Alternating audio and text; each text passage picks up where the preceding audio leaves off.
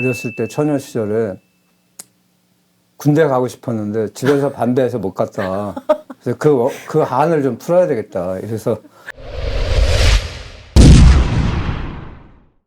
안녕하십니까. 저는 올해 시니어아미 새내기 회원 경미현입니다. 오늘은 시니어아미 대표님을 모시고 윤승모 대표님을 모시고 오늘 궁금증을 해소해보는 시간을 갖도록 하겠습니다. 윤승모 대표님. 안녕하세요. 네. 시니어아미는 국방부 등록한 사단법인입니다. 저는 그 사단법인 시니어아미의 법적인 대표라고 할까요? 대표입니다. 네. 그러면 먼저 시니어아미가 어떤 단체인지 알려주실 수 있으세요? 시니어아미는 기본적으로 저 한반도 유사시 상황이 발생했을 경우에 우리 시니어들이 우리를 스스로 징집해달라, 동원해달라라는 것을 자처해서 그걸 서약해 놓는 단체라고 보시면 되겠습니다. 그 사람들의 호응도도 대단하다고 들었는데요. 저도 가입했습니다. 지난해 창설 이후 현재까지 1,500명이 넘는 회원분들이 모집됐다고 하는데 회원이 도대체 정확하게는 어느 정도 되실까요? 지금 현재 한 1,800명 정도 되고요. 계속해서 꾸준히 늘어나는 추세입니다. 그러면 주축을 이루고 있는 연령대가 어떻게 될까요? 주축은 아무래도 60대죠. 우리 시니어라는 표현이 들어갔듯이 우리가 최초에 단체 이름을 생각할 때 시니어 아미 말고도 징집 자원 60이라는 이름을 생각한 일이 있어요. 이게 무슨 뜻이냐 하면 징집을 자원하는 60대들의 모임이라는 의미에서 징집 자원 60도 생각을 했는데 네네네. 그것처럼 60대를 중심으로 해서 시니어아미라는 그 단체를 구성하겠다라는 생각을 애초부터 한 겁니다. 60대가 왜 그러냐면요. 은퇴는 했지만 뭔가 하고 싶은 의욕이 아직도 넘치고 또 의욕이 넘칠 뿐만 아니라 체력도 굉장히 좋아요. 대한민국의 60대들이 아마도 20대보다도 체력 좋은 사람이 한둘이 아닐 겁니다. 그래서 60대의 그런 역동성을 감안했을 때 충분하고도 남을 만큼 우리가 유사시에 그 군사적인 그런 그 역량을 발휘할 수 있다 이렇게 생각을 하고 있습니다. 아, 그렇다면 제가 요즘에 보니까 액티브 시니어에서 유행하는 말이 있어요. 그래서 건강, 활력, 경제력을 갖춘 50대 이상 분들 말씀을 하신다는데 패션업계에서는 뭐 실버 모델이라고 해서 벌써 이제 진지하게 용어를 마케팅으로 사용을 하고 있고요. 근데 방송 프로그램에서는 시니어들을 뭐 대상으로 하는 프로그램들이 굉장히 성행하고 있는데 시니어아미도 그 액티브 시니어의 한 모습으로 제가 좀 볼 수 있을까요? 그거는 제가 요즘 트렌드는 잘 모르겠습니다만은 그러나 액티브라는 측면에서 보면은 우리 시니어아미 회원들이 그 어떤 분보다도 액티브하고 그 역동적이고 또 의지가 충만한, 여기서 의지라는 것은 공익적인 의지를 말씀드리는 건데 사익 추구라기보다 다 순수한 애국심 차원에서 시니어아미 회원으로 가입하시고 한 거 아니겠습니까? 그래서 가장 액티브하고 가장 그 의욕적이고 가장 공익적인 그런 분들이 아닐까 생각합니다. 그렇다면 그 지금 시니어아미라고 해서 회원이 저도 사실은 이제 40대입니다. 40대로서 회원이 장 노년층만 가능할 거라고 생각을 하는데 회원 중에는 보니까 20대도 있고 그다음에 여성분들도 저같이 여성분들도 좀 있다고 하셨는데요. 혹시 성별이나 나이 같은 거에 조건이 있을까요? 조건은 전혀 없습니다. 조건은 남녀노소 구분이 없습니다. 우리가 젊은 사람도 특히 환영을 합니다. 왜냐하면 젊은 사람 보고 전쟁 나면 나가 싸우는 여기에 서명하라고 하는 차원에서라기보다 젊은 사람도 언젠가는 시니어가 될 테니까 우리 시니어 아미가 영원히 그 전략적으로 전력 면에서 유용하려고 하면 계속 보충을 해줘야 되니까 젊은 사람도 환영하는 거고 그 뭡니까 여성분들도 어떤 분들은 그래요. 여성분들 중에 그 우리 회원 한 분이 전화해서 본인은 어렸을 때 처녀 시절에 군대 가고 싶었는데 집에서 반대해서 못 갔다. 그래서 그 한을 좀 풀어야 되겠다. 이래서 가입하는 분도 계시고. 혹시 제 얘기인가요? 네. 그리고 또 어떤 여성분은 아니 여자도 총을 못 쏴도 전쟁이 나고 그러면은 후방에서 뭐 취사 지원이라든가 할 수 있는 거 많지 않냐. 그 여자도 당연히 해야 된다. 뭐 그렇게 열성적인 분들이 계시더라고요. 예. 그래서 모두 환영합니다. 네. 감사합니다, 대표님. 네. 그러면은 이제 또 질문이 이거 좀 약간 상투적이긴 한데요. 이제 시니어 아미라고 하니까 그 딱 생각했을 때는 직업 군인으로 계셨던 분들이 좀 막 되게 호응이 좀 높을 것 같다는 생각이 좀 드는데 가입자분들 직업 그 구성은 좀 어떤지 좀 궁금해요. 우리 시니어 아미 회원은 뭐 제가 쭈루룩 살펴보면 첫째는 압도적으로 많은 건 이제 일반 병 출신이 가장 많죠. 뭐 숫자가 대한민국에서 뭐 가장 많을 수밖에 없고. 근데 상대적인 비율을 따지면 장교 출신 분들이 많은 것도 사실입니다. 예, 그런데 그 중에는 뭐 지금 사성 장군을 포함해서 장군 출신들도 조용히 가입하신 분들이 꽤 돼요. 그러니까 뭐 고하를 막론하고 저희가 시니어 아미는 뭐 이미 시니어 아미 회원으로 가입하는 그 순간 평등하다고 하지만 전력을 보면 그렇게 다양한 분들이 계시다는 거고 뭐 장차관도 계시고 그 중에는 또 그런가 하면 이제 평범한 농부 뭐 청소하시는 분, 경비원 하시는 분, 뭐 여러분들이 다양하게 그 골고루 가입하고 계십니다. 네. 네. 일반 직장인인 저도 가입하겠습니다.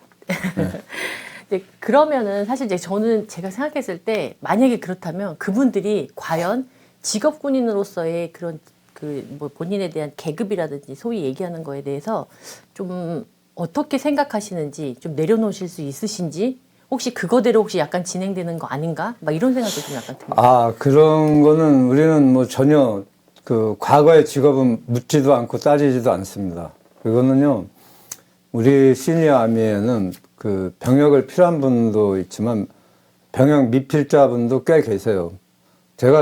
저는 뭐 그냥 병장 제대했습니다만 그 병역 미필자분들 가입하신 분들 얘기를 들어보니까 이 군대를 안 간 거에 따른 평생의 그 약간의 컴플렉스라고 할까요?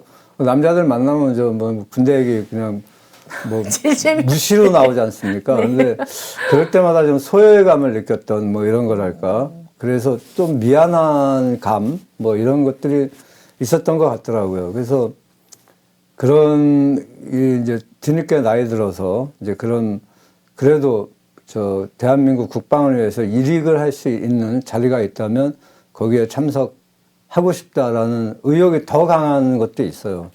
그리고 뭐 퇴역하신 이제 장군도 계시고 이제 고위 장교들도 계신데 그분들도 굳이 뭐 자기 계급 내가 뭐 장군으로 제대했으니까 나는 여기서 뭐 지휘자가 돼야 돼요. 나는 뭐 고급 여기 시니어 아미나에서 간부가 돼야 돼. 이렇게 생각하지 않으시는 것 같아요. 퇴역한 그 순간 이제 대한민국은 이렇거든요.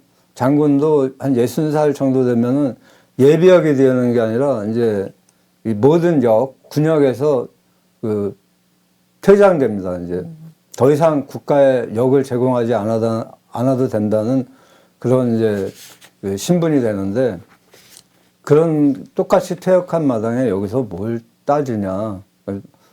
이등병 출신이나 병장 출신이나 장군 출신이나 똑같은 제로베이스 토대에서 시니어암에서 아미에서 다시 출발한다. 이렇게 그런 자세를 갖고 계시더라고요. 예. 장군 출신들도. 그럼 잘하면 제가 장군 될 수 있는 건가요? 여긴 장군이라는 그런 제도 없어요, 이제. 여기는. 예. 네. 근데 이 단체 설립하시기 전에요. 사전조사 많이 하셨다고 들었어요. 정말 그래서 어떻게 준비를 이렇게 거기다가 이제 LA 타임즈 같은 데 보면은요. 사실 LA 타임즈에 사실 기사가 나오기도 쉽지 않은데 LA 타임즈까지 나올 정도로 이게 이슈가 되실 거라고 생각을 하셨었어요?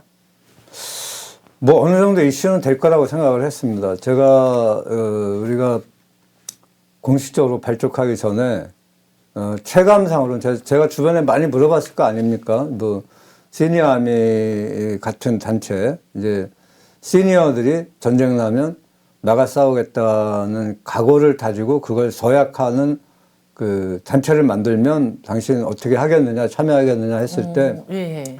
내 주변에서 반응이 굉장히 좋았어요. 근데 그 말만 들어도 가슴이 뛴다. 이런 그런 반응도 있었고.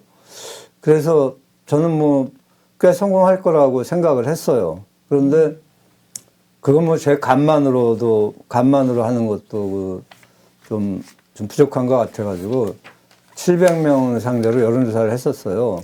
50세부터 75세까지 나이에 이제 청년층을 상대로 여론조사를 했는데,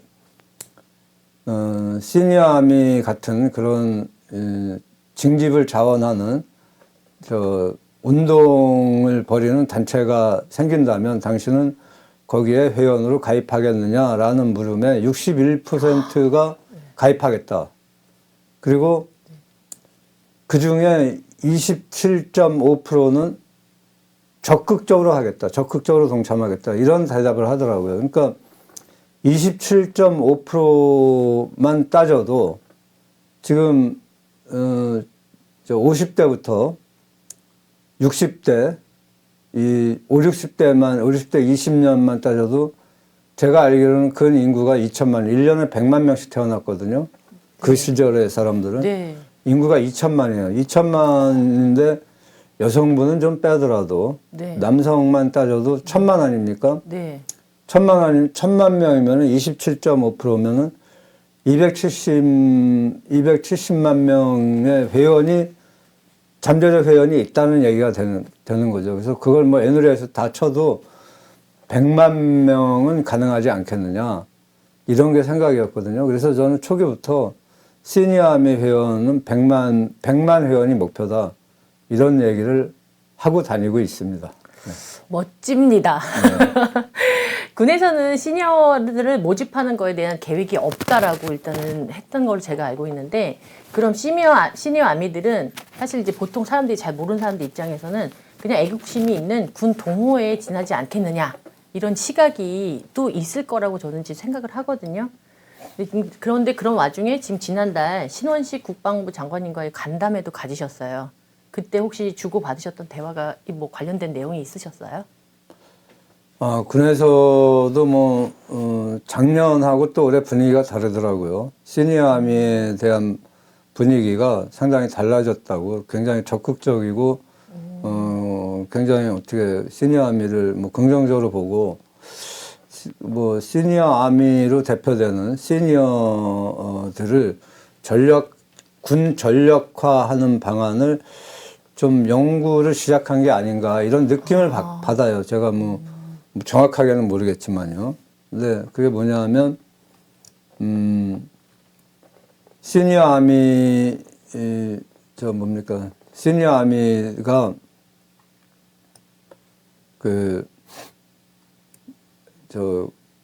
우리 대한민국에 이제 자원 예비군 제도라는 게 있는데, 그건 국가에서 인정하는 제도예요. 기득권, 체제 내의 제도라는 얘기죠.